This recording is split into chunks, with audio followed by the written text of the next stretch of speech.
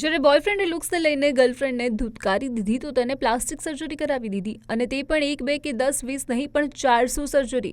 જી હા, કલ્પના કરો, એક છોકરી જેનું વજન વધ્યું તો મિત્રોએ મજાક ઉડાવી અને જે વ્યક્તિને તેને દિલ આપ્યું, જેને પ્રેમ કર્યો, તેને પણ તેની સુંદરતા પર સતત સવાલો ઉઠાવ્યા અને બોયફ્રેન્ડની કડવી વાતોએ તેનું આત્મસન્માન સંપૂર્ણ રીતે તોડી નાખ્યું હતું। આ યુવતી છે દક્ષિણ કોરિયાની ગિલ્લી વોન, જેણે પોતાની જાતને બદલવાનું નક્કી કર્યું અને તેણે અનેક કોસ્મેટિક સર્જરી કરાવી। આ બધું શરૂ થયું હતું 2010થી। ગિલ કહે છે કે તેના બોયફ્રેન્ડે તેની સેલ્ફ એસ્ટીમને બરબાદ કરી દીધી હતી અને પછી આ શરૂ થયો 15 વર્ષનો અજીબ સફર। નાકથી લઈને આંખ અને ચીનથી લઈને લિપોસ્કન સુધીની દરેક સર્જરી તેણે કરાવી અને નવાઈની વાત એ હતી કે તેણે 400થી વધુ કોસ્મેટિક સર્જરી કરાવી છે।